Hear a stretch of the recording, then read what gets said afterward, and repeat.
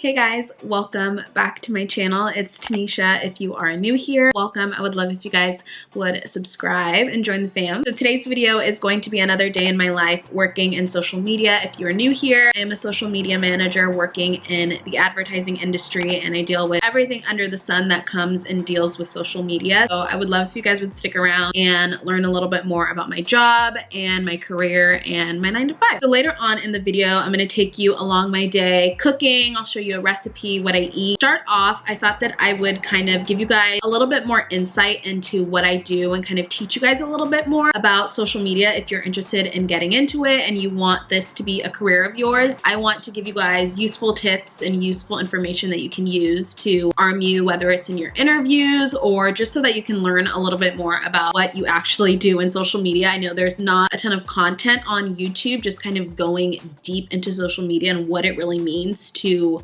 be a social media manager. So I want to be that resource for you guys and really give you guys information that you're looking for and that I wish I had and knew when I was starting out. So kind of just to give you guys a little bit of background, right now I'm working from home, super thankful to be able to be doing that. We're in the midst of launching a campaign actually. And I thought that I would kind of give you guys a little bit of background on what it actually takes to launch a campaign. It is a lot of work, and most of the times you see an ad on Facebook or Instagram or wherever and you just think, oh my god, that was so easy to make, but you really don't understand the processes and all of the things that kind of go on and happen behind the scenes to get that ad live onto your feed, onto your phone. So I'm going to take you through the 5 different steps. They're kind of shortened and really I made them concise so that it's easy to understand, but obviously within these 5 different steps there's a lot of things that go into it. So the first step in really launching a campaign, you have to have a creative brief. If you guys are in college or if you've heard of this before from your classes, wherever, a creative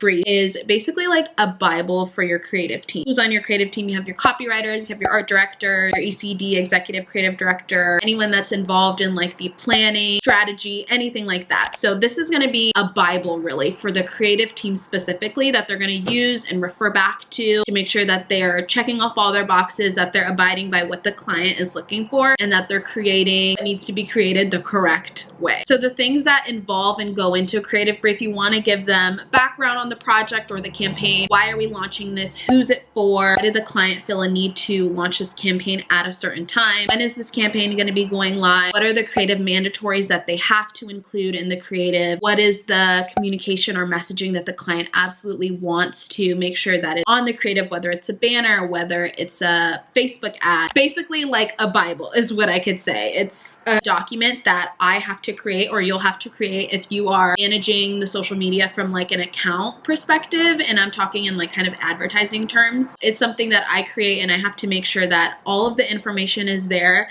that the creative team knows exactly what needs to be done, what are the deliverables, if there's different versions, and it's like a Bible for not only the art director but also the copywriter. If there's communication that needs to be made on the banner or the ad, copywriter needs to know what's the tone of the copy. Is it going to be really fun and flirty, or is it going to be serious? Are we going to be communicating that whatever the product or offer is it a limited time? You only have X amount of days to act on it. They need all of that information so that the creative can be as good as possible. So that is the first step. You're going to brief your creative team, make sure that the document is literally bulletproof. You have all of the information that they could possibly need and that they don't have to keep coming back to you and asking questions. You should be able to think like you're creative. Think of, okay, what would they want to know? Like just literally imagine like you have no background at all. What would they want to know? What would they ask? And you have to be proactive and ask your client questions. When they come to you with a campaign idea, you have to make sure that you're thinking like the creative, really having their back and making sure that you have all the questions answered, of everything that they could possibly need so that they can create without a hitch. Okay, next step when it comes to launching a campaign is asset creation and really reviewing all of the assets. So you not only do this internally, but your client is going to be obviously reviewing what you're creating in a PDF type of format. The art director and copywriter work together to make the creative and they put it in a PDF, in a deck, so that the client can review it. So by now you're probably wondering, what the heck is a marketing deck?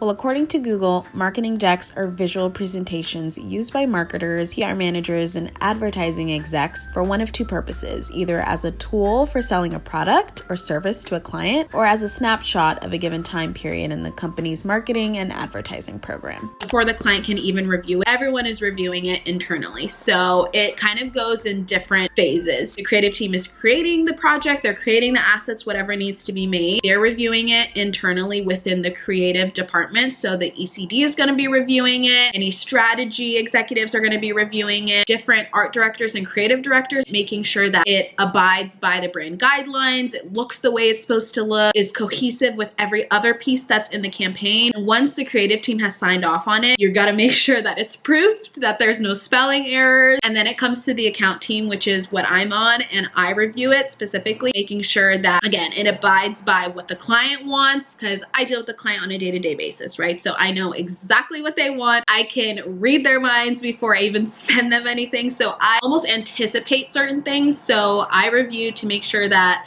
nothing is wrong, it's good. I also have, if it's a new campaign, like absolutely brand spanking new, I always make sure that my director looks at it, trust his opinion. Obviously, he's been in the industry for years and years and years. Having another set of eyes is really helpful, because there's sometimes being in it every single day, there's some things that you might not notice or may just like go right over your head. So having another set of eyes is super helpful. But if it's something that I am used to and it's kind of like a repeat project, I will just kind of take it and review it myself. And then once everyone internally in the agency or at your company approves the deck and it's ready to go to the client. If it's brand new, we usually like to present it to the client. We'll schedule a meeting. The creative team will walk them through their thinking, their ideas, and we'll get feedback that way. But if it's something that is, again, like we've done this a million times, we'll just send it off to the client, they'll review, and then there's processes within the client review process that they have to do. So the legal team reviews it to make sure that don't get sued, like the wording exactly the way that it needs to be, so that you're not being misleading, but that you're also communicating the correct thing the correct way. Legal team has to review, sign off. We have a co-brand partner is kind of involved in the brand. So it's our client and then also the co-brand partner. So we want their team to sign off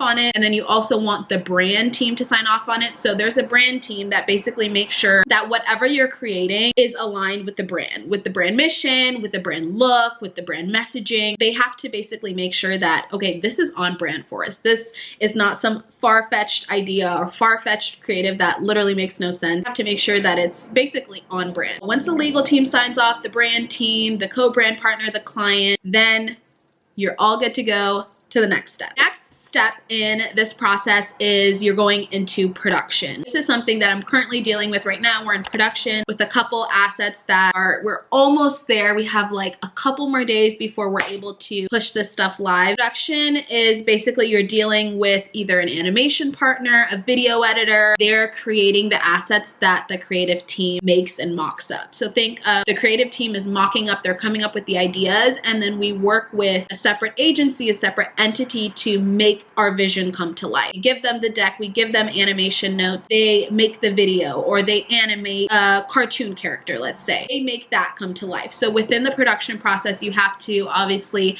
have them quote you out on the project. So how much does it cost to do this? Once they have the estimate, they provide that, then I send that off to the client approves it, we're ready to go. We're in production phase, and then the whole review process starts again. Like I said, there's a process to review the creative to make sure that it's all good, but then once that's approved and you're in production, you also want to make sure that every step of the way the client is involved and they're liking what is being produced. You don't want to just make something and they never see it until it's ready to go live and then they're like, no. It's a waste of time for everyone. So you always want to make sure that the client is involved in every process. You have a schedule of, okay, the client is reviewing this day. We're reviewing before the client to make sure it's all good for them. It's a huge schedule and process, and it's kind of repeated all over again, but this part is kind of fun because the creative actually comes to life. You get to choose the music, you get to provide notes on the animation. This is like the fun part because this is what you see as a consumer, as someone that is scrolling through Instagram. That's what you actually see, is the creative that like comes to life, not the creative that is like in a deck and is just like flat. And it's like actually animated and moving. That is like the actual cool part. All right, so once everyone has reviewed all of the assets, they like the videos, they like the music, everything everything is good. The brand team signed off, legal team signed off. We have all of our approvals. It's ready to go live, which is,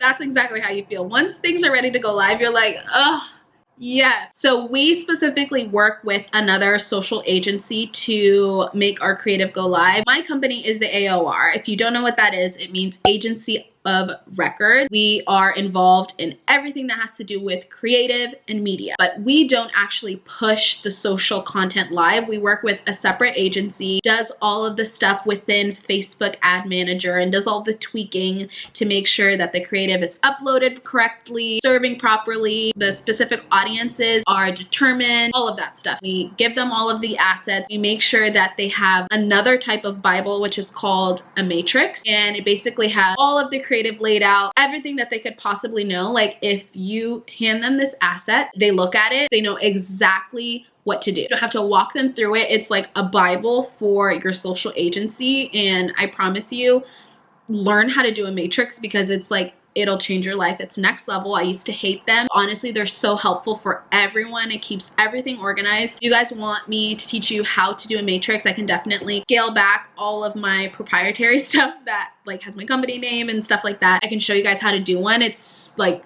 the best possible resource that you can have in your back pocket to know how to do. So we send them all the assets, the creative matrix, the PDF, so they have everything. And once they upload that, then again, there's another review process that before this is pushed live on Facebook or Instagram, agency needs to review it. So we review the creative on Facebook. It's kind of put on this like staging site, so you can look at it on Facebook, but it's not actually live. You're just reviewing it. So we review it and we also sign off on that. Once it's all good to go and there's no mistakes or there's no spelling error, we have them send it to the client, and then the client does the same thing. They review it. And once it's all good to go, she's live, baby. And then literally once it's live, it's like that day is so special in your mind. You are like, I need a glass of wine. This was 2 months of hard work. Sometimes this whole process can take a really long time. It's so amazing to just feel like, oh, it's live. Thank God. And you see it on Facebook or people get served it. It's really exciting because you know how much hard work goes into actually making that. Once everything is live, we have weekly meetings or bi-weekly meetings with the social agency that is managing like the actual creative on Facebook, plus us, the AOR, and the client to make sure that everything is running smoothly, the ads are getting served the way they need to, the results are tracking depending on what our KPIs are, basically making sure that we're on track for the results that we want. Do we want a lot of brand awareness? Do we want conversions? Do we want people to visit our website? Do we want link click? Depending on what that KPI or what that goal is for the campaign, we want to make sure that we're tracking towards that because there's an end date. Like this campaign's not going to be live forever. So we want to make sure that whatever the client is looking for that specific campaign, that we're tracking towards it and we're doing good. We're not just wasting money. We're on the right track. We talk about optimizations. What could we be doing better? What can we change? What do we need to turn off? What's not performing well? You always want to go back and analyze every single week, making sure that you're looking at the creative, you're looking at the results. What are people really reacting well to? What is converting? What is getting people to visit the website? You want to make sure and optimize and either put more money towards that one creative that's doing really well or remove that creative that maybe not performing well. It's a constant kind of tweak. You're always like going in, pulling different levers and making sure that everything is running smoothly. So that is kind of the 5-step process. Really, it's really kind of condensed and shortened down. There's obviously a lot of things that happen within that, but those are the 5 steps really that it takes to launch a marketing campaign, whether it's on social media, whether it's programmatic, so display. These are ads that you're going to see when you're looking through articles or you get served ad on Google or YouTube, wherever. This is really the process that we take within launching a campaign for our client in marketing. So I hope that was helpful. Learn a new tip or learn something new that you didn't know. If you want me to go in more detail within any of the steps or if you have a specific question, definitely leave it down below. I'm going to be doing more of these type of kind of like teacher lessons. I don't know what I'm going to call them, but I do want to give you guys useful information and tips that you can use within your job or use within your search of figuring out what it is you want to do. If you want to go into marketing, I know it's kind of like a black hole of there's so many different avenues that you can go, but I hope with me breaking it down and taking you guys in my daily life and my work life, it's helpful and you gain a little bit more insight into into marketing and social media. So I do have a call actually with my director, about 15 minutes, go over a deck that we're working on presenting to some executives. I'm gonna eventually share this deck with the client. Everything going on in the world right now, my client's business is affected. There are certain things that we want to be proactive about and making sure that we're staying in tune with how people are feeling about this and how they're planning on acting in the future. Like, what do people feel? What do they plan on doing? How do they plan on spending their money? We want to make sure that we know these things and present it to the client so that they know that we're thinking about their business, want it to flourish and do good and make it through this. And then I think I'm gonna make something for lunch because it's 1:15 right now. Only thing that I've had today is tea and banana bread. So I need a little bit of food. I take a little break, work for a little bit, and then we're gonna make lunch.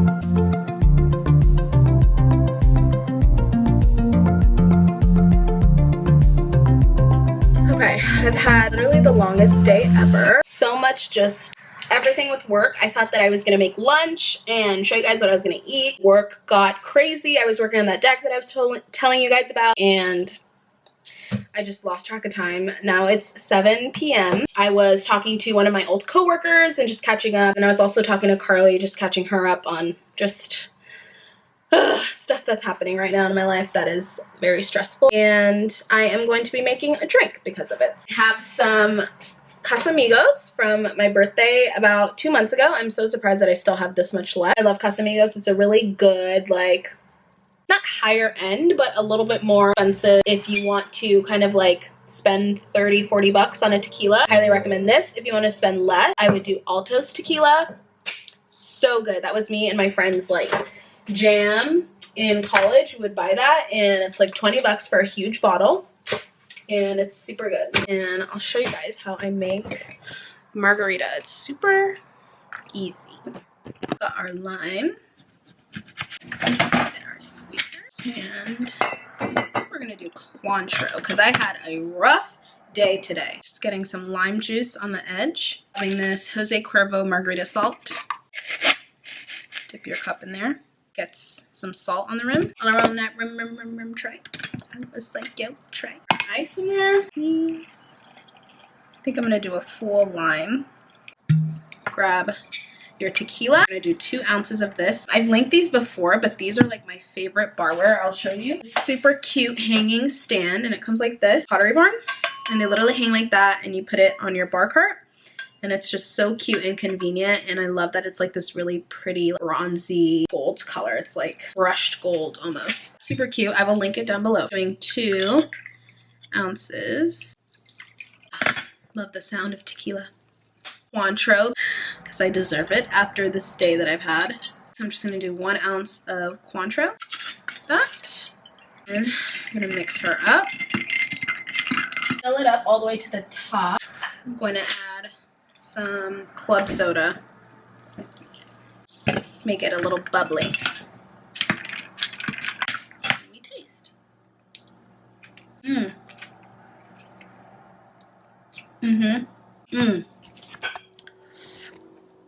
Ooh, that's strong. Yeah. Okay. We have our drink. I'm gonna start preparing dinner. Really one of my go-to lunches, but I'm gonna make it for dinner. Picked up this Alaskan sockeye salmon from Trader Joe's. There's 2 big pieces in here, but I'm probably not gonna eat both because it's a lot. Just gonna probably do 1 and season it with this. So salt, pepper. This is gonna be my dressing, so olive oil and red vinegar. And then I'm probably gonna add a little bit of red pepper seasoning on this because I like when it has a little bit of a kick. So I'm gonna do that.